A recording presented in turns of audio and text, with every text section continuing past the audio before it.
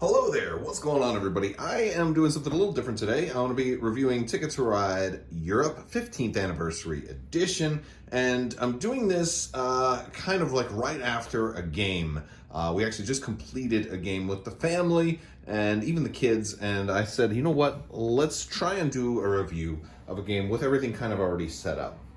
So if you guys are new here to the channel, be sure to enter to win that $25 Amazon gift card giveaway. You just have to be a subscriber and leave a comment on this or one of my videos.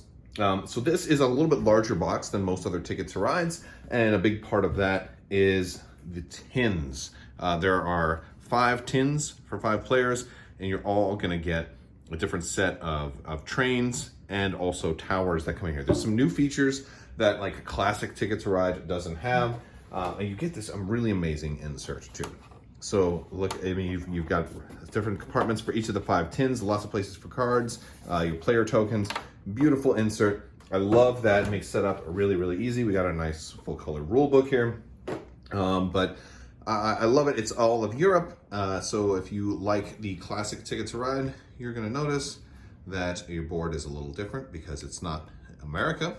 This is all of Europe. And as you can see, we just played a big game, and I was the brown trains, which are, by the way, they're little logs. We'll take a closer look at the minis here in a minute because they're super groovy. Yeah, my wife actually beat everybody. She beat me by about 12 points.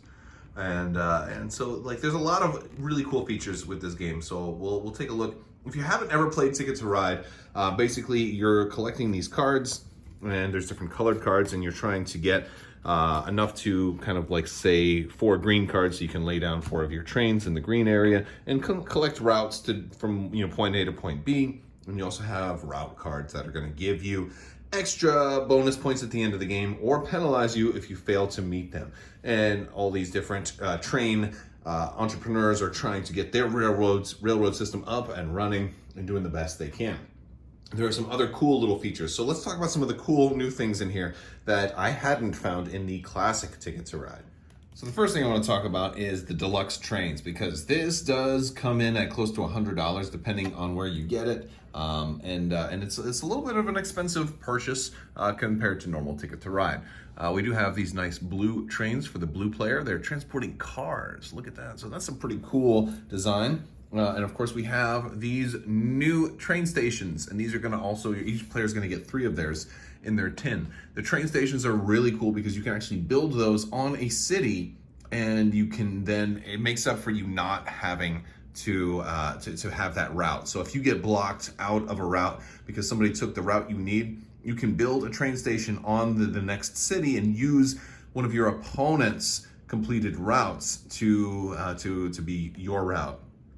So you can help you complete those routes. And what I love this about the game, because this kind of takes away a little bit of the take that mechanic. It prevents a little bit of a feels bad scenario. And I really like that. Each player will have 3 of these. And it's kind of cool though, because even if you don't use them, you score 4 extra bonus points at the end of the game for each one of your stations that you did not use. So I thought that's pretty cool.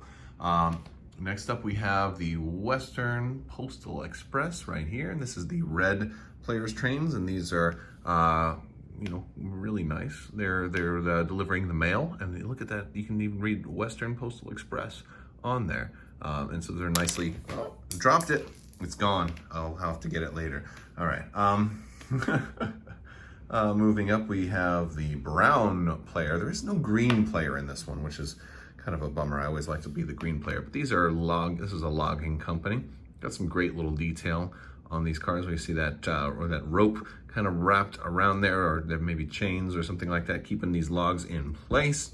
And yeah, so those are pretty nice, and they look really good on the board also too. So what I like about this too is it's very colorblind friendly, because, well, at least for the trains. Now the stations kind of all look the same. It's only the top that's going to be different for each of the train stations. So I think that's one thing they could have done a little differently, is maybe put some logs or something on top of the train station, because it's going to be a little bit trickier if you're really bad. If the colorblind effect hits you pretty bad here, then that might be rough. Maybe that's why they chose to go with the particular colors that they did. So I like the brown, and for our purple, We have these kind of oil tankers. I think they're nice. I got the lights for the table here shining on me. But yeah, so this is either your what do they call it? Estrella Violeta, combustible. Oh yeah, so it's definitely fuel, right? And then for the black or the gray player rather, we have I can't even read that. So I'm not sure. Chopnikoprakra. I don't know. But I think this is kind of like electrical wire, you know, or tubing or something to that effect. So those are the gray players. So you're going to be transporting some industrial wire. So pretty cool. And of course, everybody gets the whole set of trains and stations as well. So I'm really liking the components. Of course, you can see them laid out across the board there. Each player color also has these nice fancy points markers that you move around the board, and they also have something about the particular logo of that train company printed on the other side. So if you happen to surpass 100 points, you flip it over and indicate that. So I thought that was pretty nice. Another one of the new features is the tunnels. These are kind of going underneath mountains, and they put in some pretty hard to reach areas. The tunnels offer a new dangerous way to make connections, because you can see here how I've got 3 white or 3 black, but they have a different outline on them. And that's what means that they're tunnels. The cool thing about this is once you pay your 3 white cards, for example, if you're trying to go there, if you were trying to do that, you then draw 3 more cards off the top of the card deck. And if you get any more whites or even wilds, you have to pay that many more cards from your hand to be able to still complete the tunnel. If you don't, then like the tunnel collapses. You get your cards back, but you kind of lose your turn. So you're never sure if you're gonna have enough cards to play just 3, if it's 3. And there's all kinds of different tunnel lengths. There's some really, really long tunnels. I did a 6-point tunnel, and you know, and of course I drew an extra a wild, so I had to end up paying 7 to complete it. But so if you're going to do a tunnel, you need to have extra cards in your hand as kind of like an insurance policy against like tunnel collapse. And I thought that was pretty cool. You also have some of these gray areas here, some of these gray paths, and one of the cool things about these is some of them have the little locomotive symbol on there. The locomotive is, I always used to just call it the wild, but this is the symbol for the wild train that they call the locomotive. If you're going to complete one of these routes, now there are normal gray routes, but these routes in particular require you to have a minimum of at least 1 wild to complete that route. That's pretty interesting too, because it makes it a little bit harder to complete certain routes. And you might find that there are some routes, like this one I completed here. This was the 6-point, a minimum of 2 wilds were required to complete this route. So I did this one, I think, with like 2 wilds and 4 orange, and I still pulled like an extra wild. Well, no, not this one. This one is a straight one. There was another one that was similar, that it was a tunnel that was a tough one to do. But yeah, so you have to have at least 2 wilds if you have the 2 symbols, or at least 1 wild if you have the 1 symbol. Over here, you can see that a couple of those train stations were played. They basically take up your turn to play one of them. And you can place a station on any city that doesn't already have one. Each city is capped at just 1 station. However, it costs a wild to play your first train station. If you've already got 1 out and you want to play another one, it's going to cost you 2 wilds. And if you already have 2 stations on the board and want to play a 3rd one, it's going to cost you 3 wilds. But hey, that's a great way to make sure that you can complete routes that you might otherwise not have done. But again, if you wait too long to place a station, somebody else might put one there and block you out.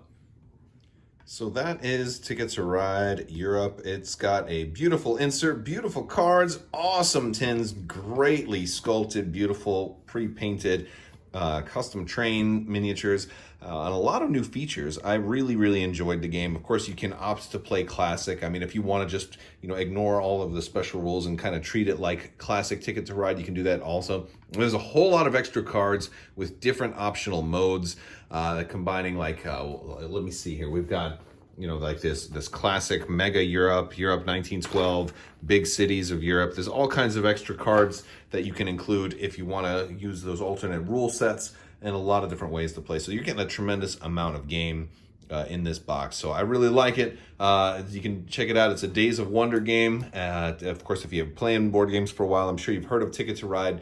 definitely like to getting Ticket to Ride 15th Anniversary Edition for Ticket to Ride Europe. Check it out, and that's going to do it. Big thanks to my patrons. If you are interested in supporting the channel or just want to learn more, there's lots of links in the description below. You can follow me on social media or jump into my Discord, talk about gaming. Be sure to click that subscribe button, like the video, share the video, do all those things. Click that bell for alerts if you want to be notified when new content comes out. I'll talk to you guys later. I want to thank you all so much, and as always, have a great day.